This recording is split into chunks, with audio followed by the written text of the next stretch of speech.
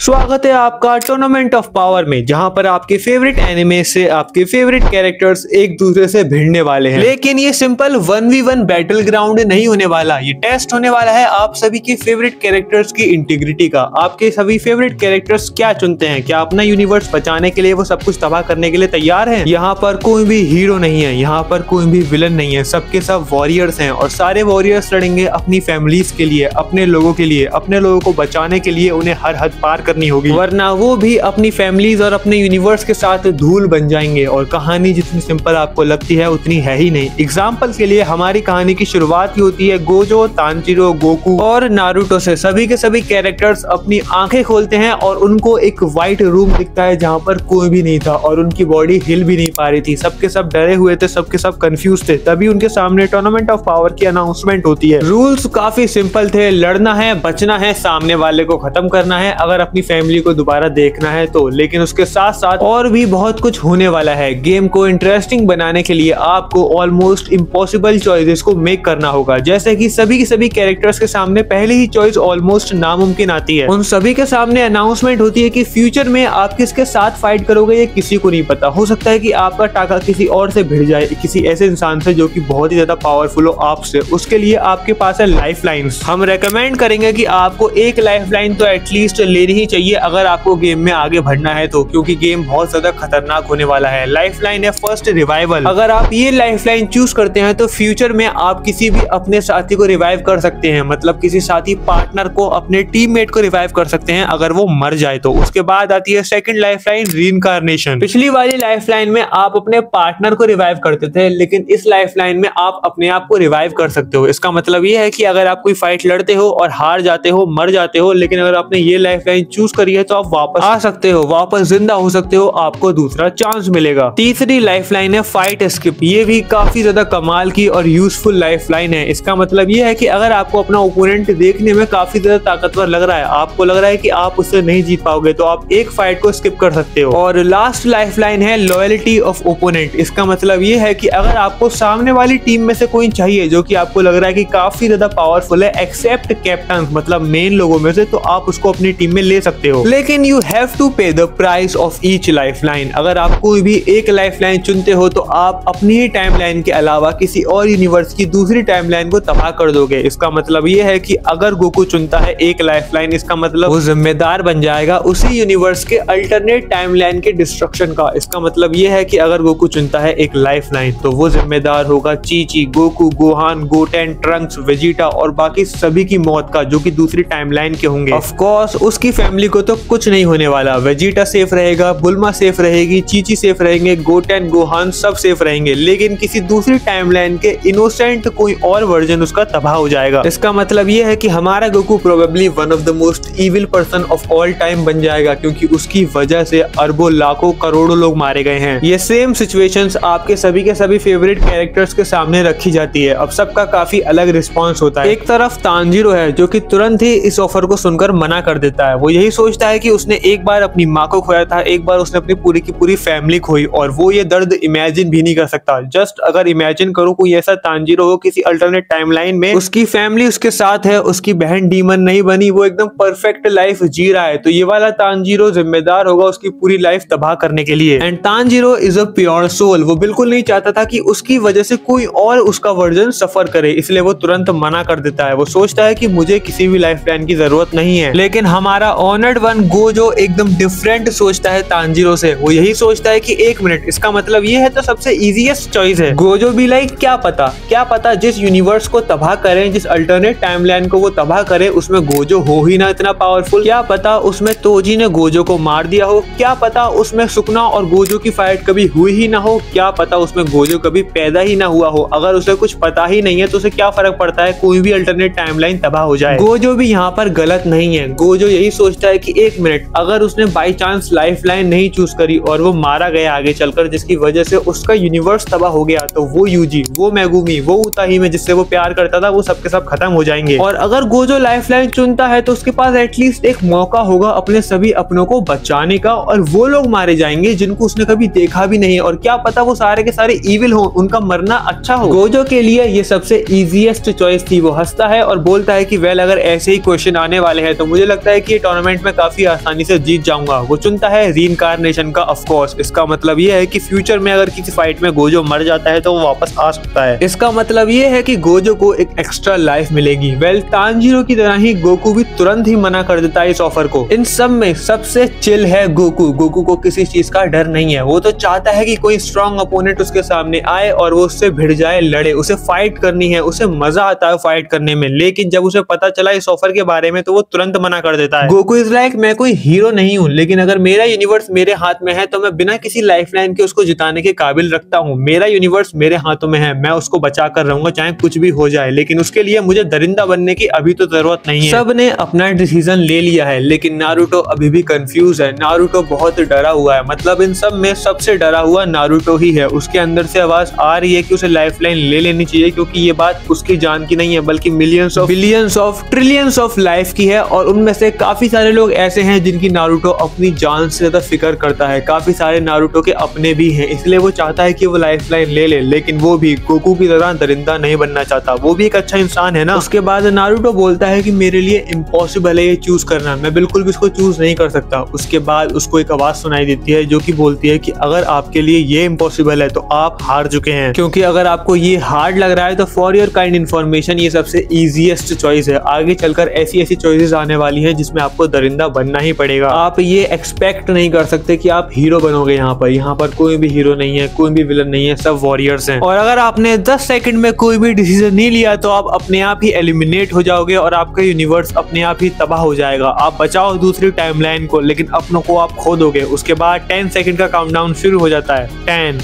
9, 8, 7। जैसे जैसे टाइम बीतता जा रहा था नारुतो की हार्ट बीट बढ़ती जा रही थी। अब नारुतो के पास सिर्फ 5 सेकंड है, नहीं 3 सेकंड है। नारुतो चिल्लाकर बोलता है 1 सेकंड रहते हुए कि मैं चूज करता हूँ लाइफलाइन। और उसके बाद नारुतो चूज करता है ओपोनेंट्स पार्टनर। नारुतो को लगता है कि अगर वो किसी और टीम का स्ट्रॉन्गेस्ट मेंबर चूज करता है तो वो ऑलरेडी आधा बैटल जीत जाएगा। सो अब इन सभी ने अपनी हार्डेस्ट चॉइस, मतलब पहली हार्डेस्ट चॉइस ले ली है। अब इनका सामना होने वाला है फर्स्ट राउंड से। फर्स्ट राउंड शुरू होता है, ये लोग तैयार होते हैं लड़ने के लिए। इनका पहला ओपोनेंट होता है इन्हीं का बेस्ट फ्रेंड, मतलब नारुतो का ओपोनेंट होता है सास्के, गोकू का ओपोनेंट होता है वेजिटा, गोजो का ओपोनेंट होता है गेटो और तांजीरो का ओपोनेंट होता है जेनित्सु। अब अगर तुम्हें लग रहा है कि इन लोगों को अपने बेस्ट फ्रेंड से लड़ना है, ये इनके लिए सबसे बड़ी परेशानी है, तो ऐसा बिल्कुल भी नहीं है, बल्कि ये फाइट होने वाली है डू और डाई। ये इनकी सबसे बड़ी परेशानी है। इसका मतलब ये है कि ये लोग नेक्स्ट राउंड में तब तक नहीं पहुंच पाएंगे जब तक ये लोग अपने बेस्ट फ्रेंड को अपने हाथों से जान से मार ना दे, जो कि बहुत बड़ी चीज है इनके लिए। और ऊपर से ये चैलेंज और मुश्किल बनाने के लिए वेजिटा, गेटो, जेनित्सु और सास्के को सारी की सारी मेमोरीज दे दी हैं। इसका मतलब ये है कि उन चारों को पता है कि जिनसे वो फाइट कर रहे हैं वो उनके बेस्ट फ्रेंड हैं और वो उनको जान से मारने वाले हैं। अगर वो उनको जान से नहीं मारेंगे तो मजबूरी में आउट ऑफ कंट्रोल होकर वो मार देंगे अपने बेस्ट फ्रेंड को जान से। मतलब अब सास्के को मनाना पड़ेगा नारुतो को, मुझे जान से मार दो वरना पूरा यूनिवर्स तबाह हो जाएगा, और वो अगर नहीं मारेगा तो सास्के नारुतो को मार देगा। अब सभी अपनी फाइट को शुरू करते हैं। Goku versus Vegeta, Gojo versus Geto, Tanjiro versus Zenitsu, Naruto versus Sasuke. और सबसे जल्दी फाइट खत्म होती है गोजो वर्सेस गेटो की। ऑफ कोर्स गोजो के लिए बहुत मुश्किल था। गेटो अटैक करता है गोजो पर, लेकिन गोजो काफी आसानी से डॉज कर लेता है और गोजो डिसाइड करता है कि वो गेटो के लिए भी ज्यादा दर्दनाक नहीं बनाएगा, और जितनी लंबी फाइट चलेगी उतना ही ज्यादा दर्द होगा गेटो को और गोजो को, दोनों को। इसलिए फाइट को जितना जल्दी हो सके उतनी जल्दी खत्म करना पड़ेगा गोजो को। इसलिए वो तुरंत एक हॉलो पर्पल का यूज करता है जिससे गेटो मर जाता है। गोजो यूज कर सकता था डोमेन एक्सपेंशन का, लेकिन उसे पता है कि गेटो को उससे ज्यादा दर्द होगा। गेटो भी स्माइल के साथ मरता है और गोजो भी गेटो की बॉडी को गले से लगाकर बोलता है कि जब मैं नई दुनिया बनाऊंगा तब मैं विश मांगूंगा कि तुम हमेशा मेरे साथ रहो और तुम कभी भी गलत रास्ते पर ना जाओ। ये टूर्नामेंट जीतने के बाद मिलता हूँ तुमसे। उसके बाद हम देखते हैं कि गोकू वर्सेस वेजिटा की फाइट और भी ज्यादा एक्सप्लोसिव हो गई है। मतलब सबसे ज्यादा एक्सप्लोसिव गोकू वर्सेस वेजिटा की फाइट ही चल रही है। दोनों एक दूसरे को कुत्ते की तरह पेल रहे हैं। गोकू होल्ड बैक कर रहा होता है, लेकिन वेजिटा बिल्कुल भी होल्ड बैक नहीं कर रहा होता। वेजिटा अपने कंट्रोल में नहीं होता, इसलिए गोकू को वेजिटा उठा उठा के पटकता है, बहुत बुरी तरीके से मारता है। गोकू बार बार उसे होश में लाने की कोशिश करता है, उसे आवाज से लगाता है, लेकिन वेजिटा बेहोश नहीं था। वेजिटा होश में था, लेकिन वो अपने आप को कंट्रोल ही नहीं कर पा रहा था। वेजिटा पूरी कोशिश करता है, लेकिन अपने आप को वो कंट्रोल नहीं कर पा रहा और गोकू को मारता रहता है, इतना मारता है कि उसकी कुछ हड्डियां टूट जाती हैं। सेम हालत सास्के वर्सेस नारुतो की फाइट में हो रही थी। नारुतो होल्ड बैक कर रहा था, सास्के बिल्कुल भी होल्ड बैक नहीं कर पा रहा था। सास्के अपने आप को रोक तक नहीं पा रहा था। सास्के बोलता है नारुतो से बार बार कि प्लीज मुझे मार दो।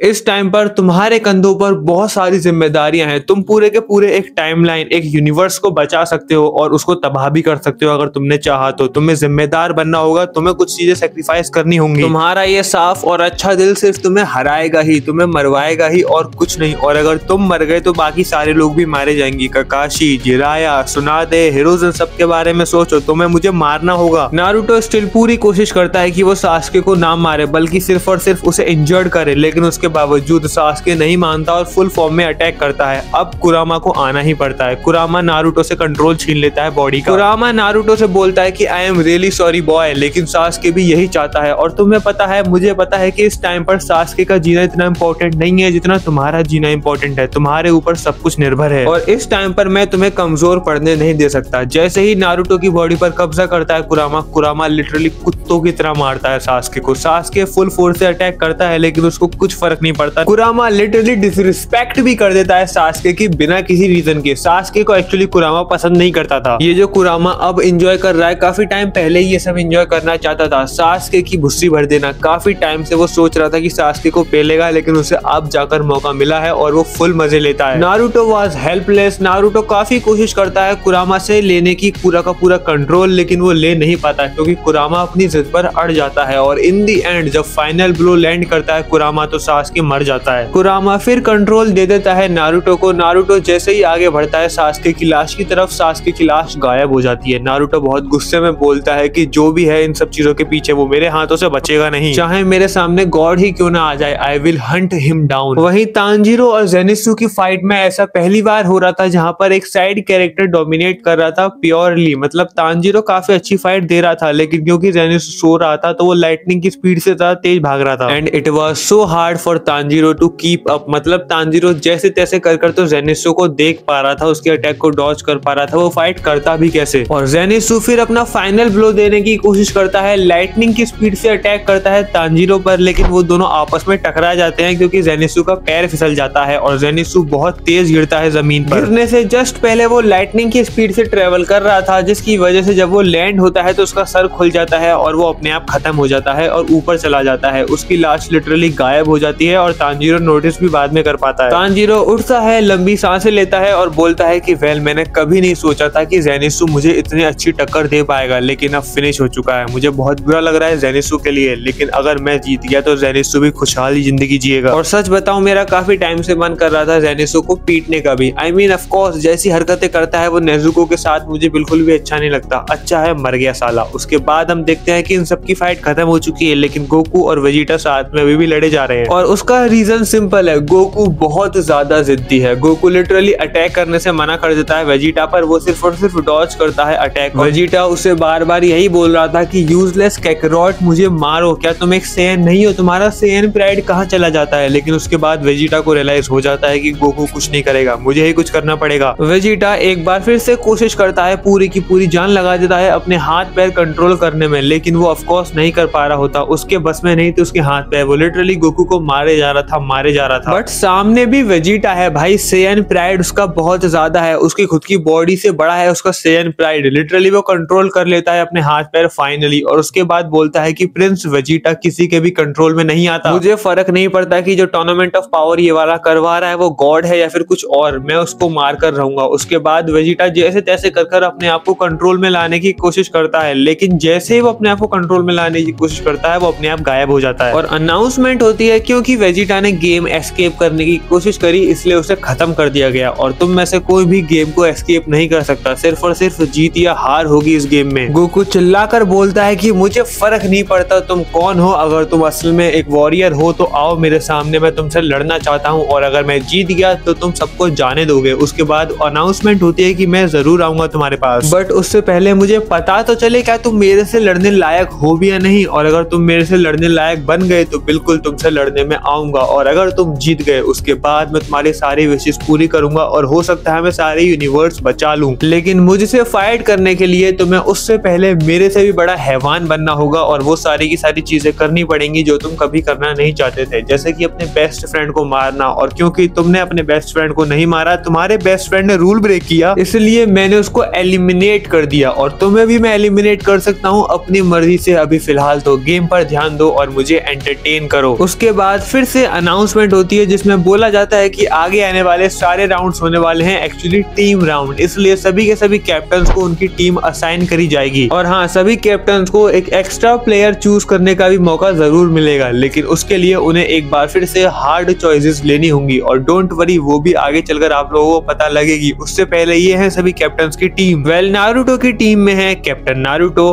हाशिरामा, यूटा और ब्रोली। उसके बाद गोकू की टीम में है गोकू, माद्रा, मेगुमी और फ्रीजा। गोजो की टीम में है Might Guy, Toji, Gohan. Tanjiro की टीम में है मिनातो, सुकुना, ट्रंक्स। वेल, इतना ही नहीं, कैप्टन के पास चांस है एक एक्स्ट्रा टीम मेंबर चुनने का, लेकिन उसके लिए उन्हें एक सैक्रिफाइस करना पड़ेगा। अगर वो चाहें तो अपने यूनिवर्स से वो कोई भी एक एक्स्ट्रा सुपर हीरो ले सकते हैं, लेकिन उसके लिए उन्हें सैक्रिफाइस करना होगा अपने यूनिवर्स का ही कोई भी मेंबर। इसका मतलब ये है कि जस्ट इमेजिन अगर गोकू चूज करता है कि उसे एक एक्स्ट्रा मेंबर चाहिए और वो एक्स्ट्रा मेंबर के लिए जस्ट सपोज वेजिटा को चुनता है क्योंकि वेजिटा उसका बेस्ट फ्रेंड है, तो अगर उसे वेजिटा को चुनना है उसके लिए उसे अपने यूनिवर्स में से किसी का सैक्रिफाइस देना होगा। इसका मतलब ये है कि अगर गोकू को एक्स्ट्रा प्लेयर के तौर पर वेजिटा चाहिए जो कि आगे जाकर काम आएगा जीतने में, उसके बाद अगर गोकू जीत भी जाता है तो उसको एक बंदे का नाम देना होगा वेजिटा की जगह उसके यूनिवर्स का ही। अगर यूनिवर्स बन भी गया तो वो कभी वापस नहीं आएगा। फॉर एग्जाम्पल जस्ट इमेजिन करो, अगर नारुतो को सास्के को चूज करना है एक एक्स्ट्रा प्लेयर के तौर पर तो वो चूज कर सकता है, उसके बदले उसे किसी का नाम देना होगा। जस्ट फॉर एग्जाम्पल अगर वो ककाशी का नाम दे देता है तो अगर बाद में वो लोग सास्के की मदद से वॉर जीत भी जाते हैं, गेम जीत भी जाते हैं, तो ककाशी उस यूनिवर्स में होगा नहीं। मतलब सब होंगे लेकिन ककाशी नहीं होगा। मतलब ये काफी सिंपल है। अगर आपको एक एक्स्ट्रा टीममेट चाहिए तो आपको कुछ नहीं करना है, आपको बस किसी एक बहुत ही प्यारे, बहुत ही अपने इंसान को खोना होगा, वो भी हमेशा हमेशा के लिए, वो कभी वापस नहीं आएगा। लेकिन यहाँ पर एक ट्विस्ट है, एक्चुअली वो यूनिवर्स में किसी का भी नाम ले सकते हैं। इसका मतलब ये है अगर गोकू चाहे तो फ्रीजा का नाम ले सकता है, अगर गोजो चाहे किसी कर्स का नाम ले सकता है, अगर तांजीरो चाहे किसी डीमन का नाम ले सकता है, और अगर नारुतो चाहे वो किसी भी इंसान का नाम ले सकता है जिससे वो नफरत करता है। लेकिन यहीं पर प्रॉब्लम आती है गोकू को। गोकू को लगता है कि जितने भी लोग हैं वो जीना डिजर्व करते हैं, चाहे वो कितना भी बुरा इंसान हो, मरना तो वो भी डिजर्व नहीं करता। इसलिए गोकू इस बार भी कोई एक्स्ट्रा टीममेट नहीं लेता, उसे अपनी टीम पे काफी ज्यादा भरोसा था। हालांकि तांजीरो इसके बिल्कुल अपोजिट तुरंत नाम लेता है मूजान का, क्योंकि वो मूजान से तहे दिल से नफरत करता था और उसकी जगह वो योरीची ले लेता है। वेल, गोजो भी यही सोचता है कि वेल किसी को क्या ही फर्क पड़ता है। गोजो काफी सारे नाम लेता है, मतलब माहितो, जोगो, लेकिन उसे रियलाइज होता है कि वो सिर्फ एक ही नाम ले सकता है, तो वो नाम लेता है माहितो का और सुकना मांगता है। लेकिन सुकना ऑलरेडी किसी और की टीम में था तो वो लेता है जोगो को, क्योंकि ऑफ कोर्स जोगो भले ही गोजो के सामने वीक है और गोजो ने जोगो को बहुत बुरी तरीके से मारा था, लेकिन जोगो वैसे काफी ज्यादा स्ट्रॉन्ग कर्स है। अकॉर्डिंग टू गोजो, सुकना के बाद सबसे स्ट्रॉन्गेस्ट कर्स है जोगो। उसके बाद हम देखते हैं नारुतो को। नारुतो को भी सेम प्रॉब्लम होती है। नारुतो भी यही सोचता है कि यार हर कोई जीना डिजर्व करता है, चाहे वो कितना बुरा क्यों ना हो। और अपना नारुतो तो वैसे भी एक्सपर्ट है टोकनो जुत्सु का। इसका मतलब ये है वो लिटरली हर बुरे इंसान में अच्छाई ढूंढ ही लेता है। वो भी फिलोसफी ही पेलता है कि हर कोई इंसान एक दूसरा चांस डिजर्व करता है, कोई भी मरना डिजर्व नहीं करता, सब में अच्छाई होती है, इसलिए वो भी कोई एक्स्ट्रा टीम मेंबर नहीं चुनता। वेल, अब फाइनली हमारे सारे के सारे हीरोज एक ही डंपिंग ग्राउंड में फेंक दिए जाते हैं। सारे के सारे हीरो, सारे के सारे टीम अब एक साथ आ जाती है आमने सामने और अनाउंसमेंट होती है कि अब होगा 1v1 मैच सभी का। सबको साइड होना है, कोई भी डिस्टरबेंस अलाउ नहीं करी जाएगी। मतलब 1v1 मैच होना चाहिए, अगर कोई और इंटरप्ट करता है तो वो अपने आप एलिमिनेट हो जाएगा। और जो बंदा भी 1v1 का राउंड जीतता है उसको मिलेगा चांस एक फ्री लाइफलाइन चूज करने का, और जो हारता है वो अपने आप को तभी बचा सकता है जब उसके कैप्टन या उसके किसी टीम मेंबर के पास रिवाइवल की पावर होगी, मतलब रिवाइवल की लाइफलाइन। अब यहाँ से होगा मेन शो शुरू। Let the show begin. Tournament of power, team Goku versus team Naruto versus team Tanjiro and versus team Gojo. और ये लोग लड़ रहे हैं बिकॉज इन सभी के ऊपर कोई ऐसा बंदा बैठा है जो कि इन सभी से ज्यादा पावरफुल है। इनकी पावर कंबाइन कर भी उसकी हाफ पावर नहीं बनेगी और इसलिए वो इनसे मजे ले रहा है, लिटरली एंटरटेनमेंट ले रहा है। डोंट वरी, वो फाइनल बॉस बहुत जल्द ही अपने आप को रिवील करेगा, लेकिन इस एपिसोड में नहीं। अगर आपको कोई और ऐड करना है कैरेक्टर इस कहानी में तो मुझे जरूर बताना।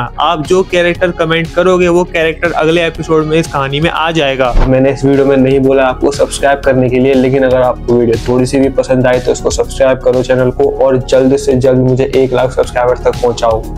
बाकी अगर आपके पास कोई और टॉपिक है तो मुझे कमेंट सेक्शन में जरूर बताना, मैं आपकी सुनता हूँ, आपको पता है। चलिए मिलते हैं आपसे अगली वीडियो में, तब तक के लिए ऐसे ही प्यार बनाए रखें, अपना ख्याल रखें। सायोनारा।